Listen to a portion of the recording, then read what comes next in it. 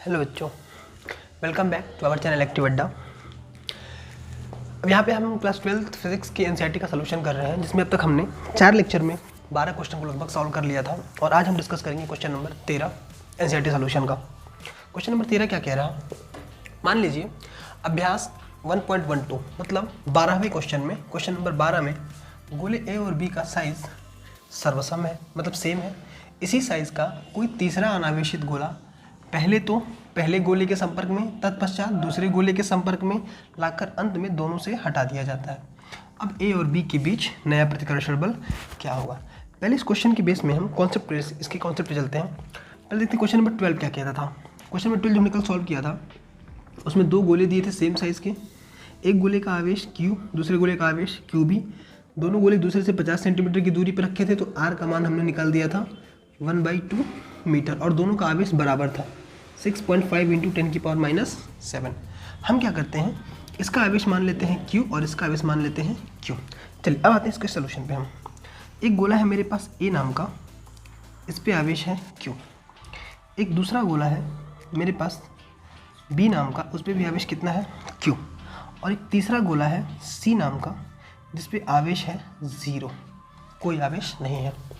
हमसे क्या कह रहा, पहले C वाले गोले को A के साथ टच कराइए और फिर C वाले गोले को बाद में B के साथ, और फिर सबको अलग अलग कर दीजिए। तो हम आते हैं स्थिति 1 में, केस 1 में। केस 1, जब A और C संपर्क में है। चलिए हम A वाले के साथ C वाले को टच करा देते हैं, ये A वाला गोला और ये C वाला गोला। देखिए इस केस में कॉन्सेप्ट ये लगेगा कि इसका आवेश था Q और इसका आवेश था 0। तो जैसे ही टच कराएंगे कुल आवेश कितना हो गया दोनों का, कुल आवेश हो गया Q + 0 = Q। और जैसे ही टच करा के सेपरेट करेंगे ये आवेश बराबर भाग में बढ़ जाएगा, यानी कि स्पर्श के बाद आवेश जो कुल आवेश है वो दोनों भी बराबर बढ़ जाएगा। तो पूरा आवेश तो हो गया Q, तो A पे भी आवेश आ जाएगा Q/2 और C पे भी आवेश आ जाएगा Q/2। यानी कि जब इसको टच करा के हम सेपरेट करेंगे तो A वाले पे आवेश आ जाएगा Q/2 और C वाले पे भी आवेश आ जाएगा Q/2। ये पहला काम हो गया। अब जो C वाला, पहले पे आवेश कितना था 0, अब कुछ आवेश आ चुका है Q/2। अब इसी गोले को हम टच कराएंगे B वाले के साथ। चलिए हम आगे देख लेते हैं। अब इसी C वाले गोले को हम टच कराते हैं B वाले गोले के साथ। इस पे आवेश है Q/2 और इस पे आवेश है Q। तो कॉन्सेप्ट फिर वही कि पूरा आवेश दोनों पे बराबर बढ़ जाएगा। तो कुल आवेश कितना, कुल आवेश दोनों का Q + Q/2 that is 3Q/2 कुल आवेश हो गया। अब जब कुल आवेश दोनों पे बराबर बटेगा तो 3Q/2 को हम 2 हिस्से में बांट देते हैं। पहले हिस्से का मान आएगा 3Q/4 और दूसरे हिस्से का भी मान आ जाएगा 3Q/4। यानी कि जब इनको हम टच करा के सेकेंड केस में सेपरेट करेंगे, ये B वाला गोला और ये C वाला, तो जिस पे पहले Q था आवेश, अब वो कितना हो गया 3Q/4, और इस पे Q/2 था, अब वो कितना हो गया 3Q/4। क्लियर।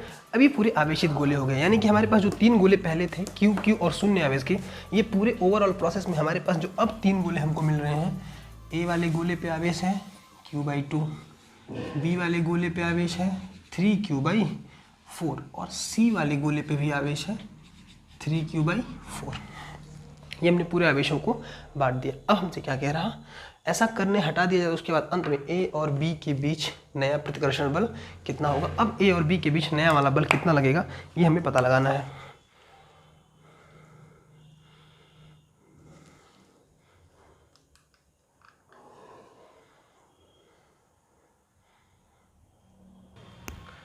चलिए तो हम पता करते हैं कि अब दोनों पे नया लगने वाला बल कितना होगा।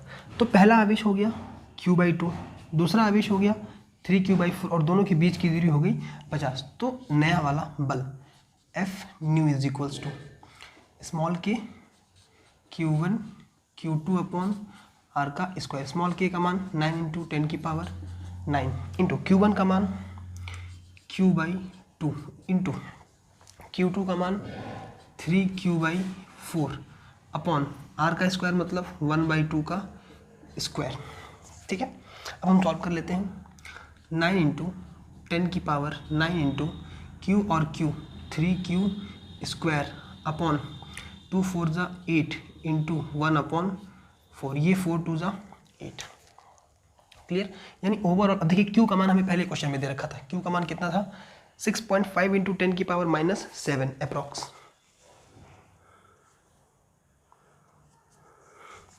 ये क्यू का मान था यहाँ पे पहले जो क्वेश्चन नंबर 12 में था, वो क्यू की वैल्यू थी 6.5 इंटू 10 की पावर -7 कूलम। तो ये वैल्यू हम पुट कर लेते हैं। यहाँ से कैंसिल आउट करने के बाद एफ न्यू की जो वैल्यू आएगी, new force is equals to 9 into 10 की पावर 9 इंटू 3, क्यू का स्क्वायर मतलब 6.5 इंटू 10 की पावर -7, अगेन 6.5 इंटू 10 की पावर -7 अपॉन 4 2 ज़ा 8 ओवरऑल। अब इसको सॉल्यूशन कर लेते हैं हम। तो 9 3 ज़ा 27 इंटू 6.5 इंटू 6.5 का हमने मल्टीप्लाई किया था, आंसर विल बी 41.25। तो 41.25 इंटू 10 की पावर 9, 10 की पावर -7, 10 की पावर -7, 10 की पावर -14, 10 की पावर 9, तो 10 की पावर -5 अपॉन 2।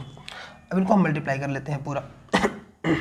इसको यहाँ से कैंसिल आउट कर दिया तो 13.5। सो ऑन मल्टीप्लिकेशन, तो मल्टीप्लिकेशन पे हमें मिला 556 556.8750। हमने यहाँ रख दिया 556.87 इंटू 10 की पावर -5। इसको हम लिख सकते हैं 0.556 इंटू 10 की पावर -5 था और 1000 इसको दिया तो 10 की पावर -2 न्यूटन। ये वाला हो गया नया वाला, इन दोनों के बीच लगने वाला बल। तो ये हो गया क्वेश्चन नंबर 13 का आंसर।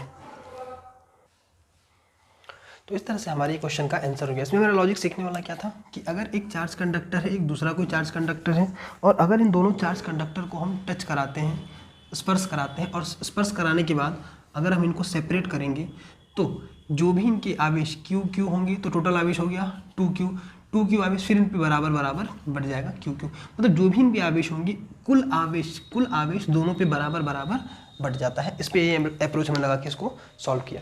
तो अपना क्वेश्चन नंबर 13 कंप्लीट हुआ। अब हम बात करेंगे क्वेश्चन नंबर 14 पे। चलिए अब हम देखते हैं क्वेश्चन नंबर 14। एक समान स्थिर वैद्युत क्षेत्र में 3 आवेशित कणों के पदचिह्न दर्शाए गए हैं। तीनों आवेशों के चिन्ह लिखिए। इनमें से किस कण का आवेश चाहिए, आवेश चाहिए मतलब Q/M, आवेश और M अनुपात, Q/M अनुपात सबसे अधिकतम है। देखिए सबसे पहली बात, ये एक फिगर दिया हुआ है। इस फिगर में एक अरेंजमेंट दर्शाया गया है जिसमें एक प्लेट रखी गई, दूसरी प्लेट रखी गई, ये पूरी पॉजिटिव, ये पूरी नेगेटिव।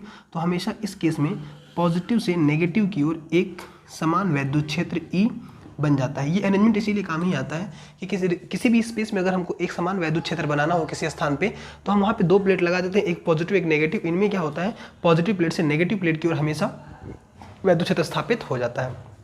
अब इनके बीच में एक समान वैद्युत क्षेत्र बना हुआ है और हमने पढ़ रखा है एक फॉर्मूला F = Q/E, जो हमें ये बताता है कि अगर हम एक समान वैद्युत क्षेत्र में कोई आवेश रखेंगे तो उस पर बल लगता है कितना, उस पर बल लगता है कितना भाई, E = F/Q। तो बल लगेगा F = Q/E, E बल उस पर लगेगा।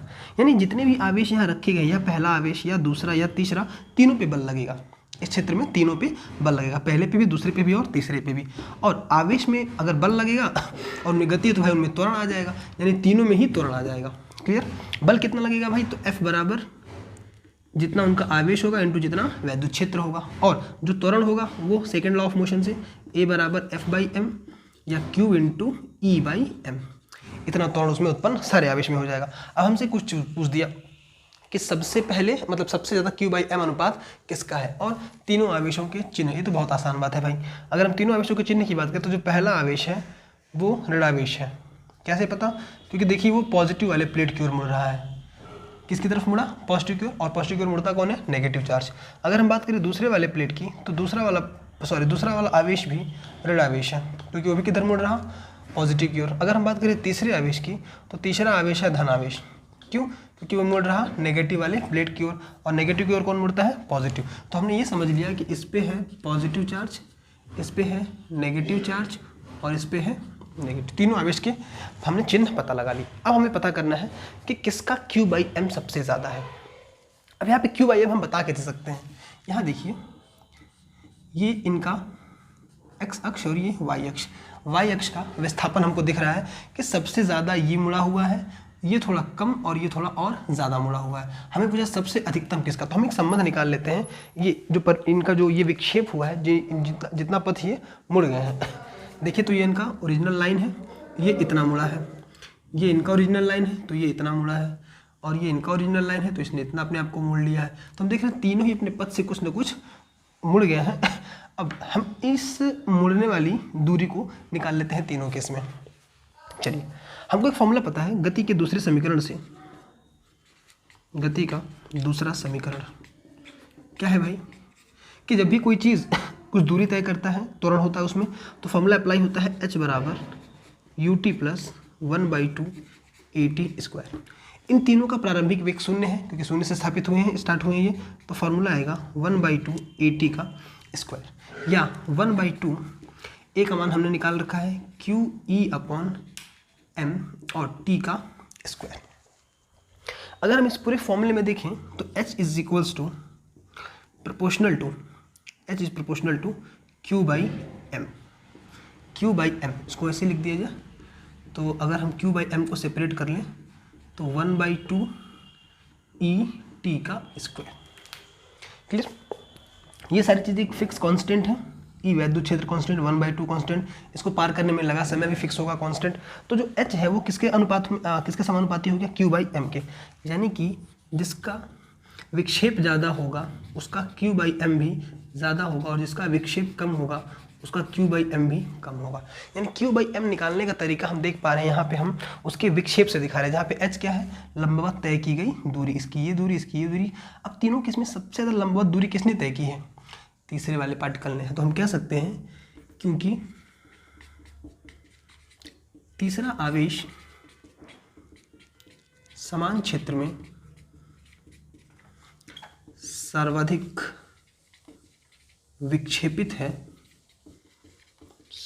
विक्षेपित है, इसलिए तीसरे कण का Q/m अधिकतम होगा।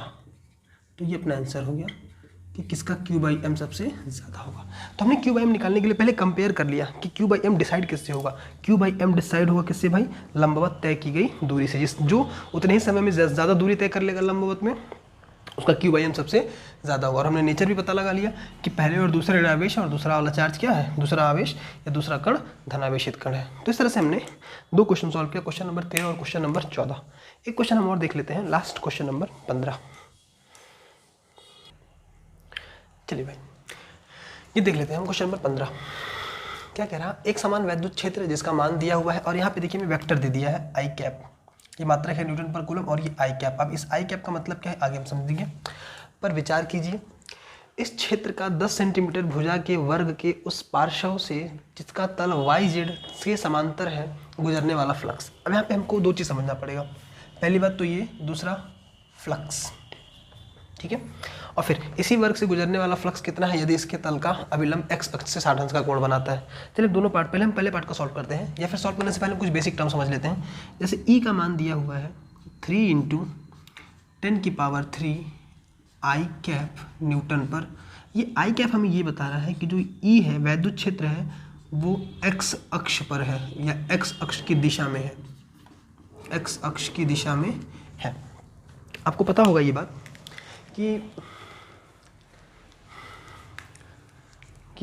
हमें जो अक्ष दिए होते हैं x, y और z अक्ष जो दिए होते हैं वो कुछ ऐसे होते हैं, ये कुछ ऐसे होते हैं लंबवत एक दूसरे के।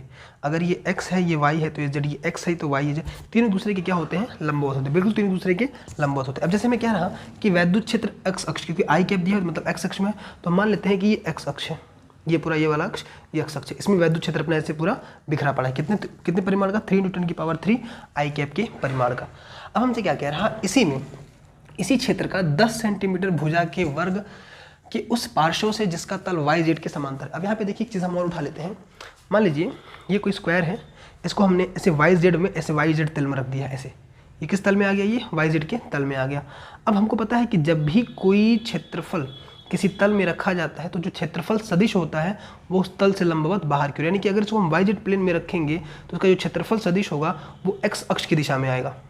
देखिए क्षेत्रफल सदिश लंबवत बाहर मतलब इस दिशा में आएगा, यानी एक्स अक्ष की दिशा में आएगा। तो यहाँ से हम ये समझ पा रहे हैं कि जो इसका जो क्षेत्रफल है, जो वर्ग दिया हुआ है, वर्ग, इसकी भुजा दी हुई है 10 सेंटीमीटर, भुजा दी हुई है 10 सेंटीमीटर।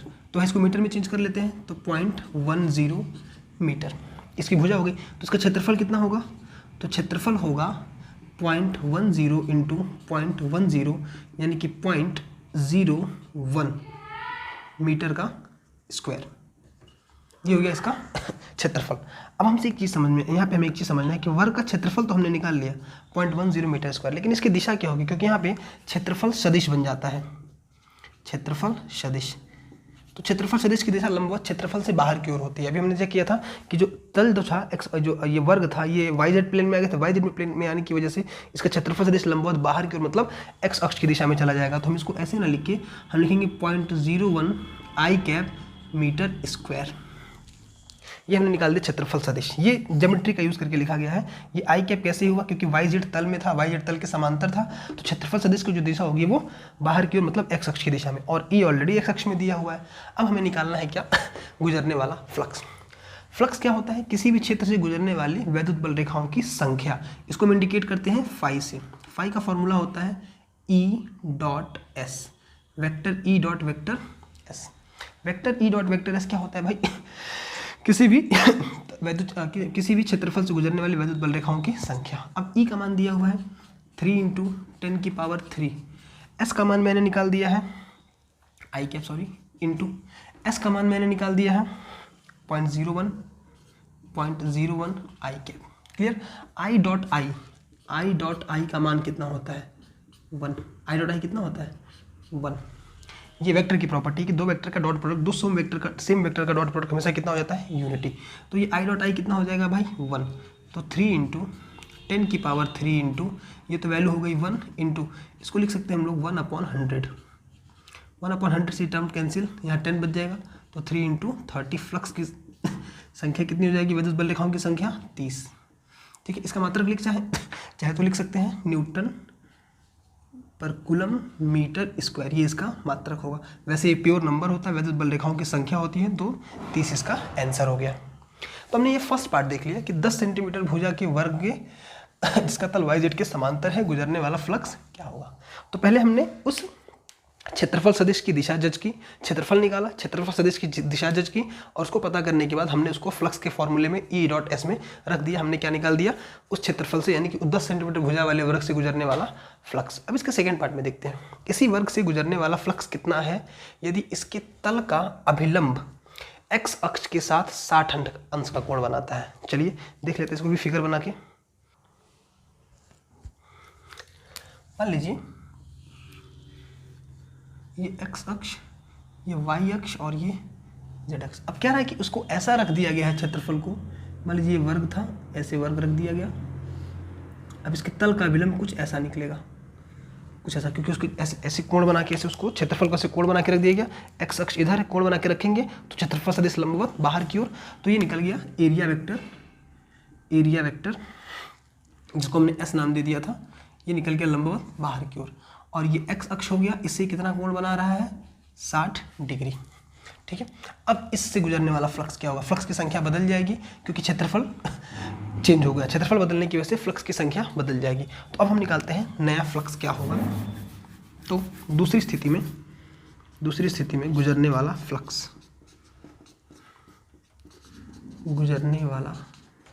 फ्लक्स, फाई का फॉर्मूला होता है ई डॉट एस। ये दो वेक्टर का डॉट प्रोडक्ट है, तो डॉट प्रोडक्ट में हम कैसे लिखेंगे, e s cos of theta. E का मान 3 इंटू, अब परिमाण की बात करेंगे बस, 3 इंटू 10⁻3 इंटू इसका मान 0.01 या 0.01 को हमने लिख दिया 1/100 इंटू कॉस 60। कॉस 60 का मान कितना भाई, कॉस 60 का मान 1/2। अब हम क्या करेंगे, इससे ये कैंसिल, तो बच गया 3 इंटू ओनली 10/2 और सॉल्व करने पे मिल गया 15, यानी कि जो नया वाला फ्लक्स होगा उसी स्क्वायर से वह होगा 15 न्यूटन पर कूलम मीटर स्क्वायर। तो हमने देखा कि उसको 30 डिग्री 60 डिग्री पे घुमाते ही जो नया वाला फ्लक्स हो गया है वो पहले वाले फ्लक्स से कितना हो गया, आधा हो गया। यानी कि क्षेत्रफल सदिश की दिशा बदलने पे, या फिर हम कह सकते हैं कि एरिया का ओरिएंटेशन रखने का तरीका बदलने पे गुजरने वाले फ्लक्स रेखाओं की संख्या में परिवर्तन हो जाता है। क्योंकि फाइट 3 चीज़ पे डिपेंड करता है भाई, वैद्युत बल रेखाओं की संख्या या फिर गुजरने वाला फ्लक्स 3 चीज़ पे, वैद्युत क्षेत्र की तीव्रता पे, क्षेत्रफल में जिससे गुजर रहा है, और किस एंगल पे उसे रखा गया। इसी एंगल के बेस पे हम बताते हैं फ्लक्स 2 तरह का होता है, एक होता है धनात्मक फ्लक्स और एक होता है ऋणात्मक। आपने पढ़ा होगा धनात्मक फ्लक्स, और इसका बहुत ज़्यादा यूज़ आता है किसमें, गॉस थ्योरम में। धनात्मक और ऋणात्मक फ्लक्स का ज़्यादा यूज़ आता है गॉस के प्रमेय में। ठीक है, यहाँ पे हम ये बताते हैं कि अगर वैद्युत क्षेत्र और एरिया वेक्टर क्षेत्रफल सदिश दोनों सेम दिशा में होते हैं तो फ्लक्स हो जाता है धनात्मक, और अगर वैद्युत क्षेत्र और एरिया वेक्टर विपरीत दिशा में हो जाते हैं तो फ्लक्स हो जाता है ऋणात्मक। तो फ्लक्स हो जाता है ऋणात्मक। तो फ्लक्स भी दो टाइप के होते हैं, डिपेंड करता है ई और ए के बीच के कोण पे, यानी कि एरिया वेक्टर यानी कि उस क्षेत्रफल को जिससे मुझे गुजरने वाला फ्लक्स या वैद्युत फ्लक्स निकालना है उसे वैद्युत क्षेत्र की दिशा से किस कोण पर रखा गया है। सो आज हमने क्वेश्चन नंबर 15 तक कंप्लीट किया, और आज का हमने 3 क्वेश्चन भी कंप्लीट कर लिया। बाकी अब नेक्स्ट सेशन में हम क्वेश्चन नंबर 16, 17 और 18 को सॉल्व करेंगे। आई होप आपको ये 3 क्वेश्चन आज के समझ में आए होंगे। बाकी हम नेक्स्ट क्वेश्चन कल डिस्कस करेंगे। Thank you.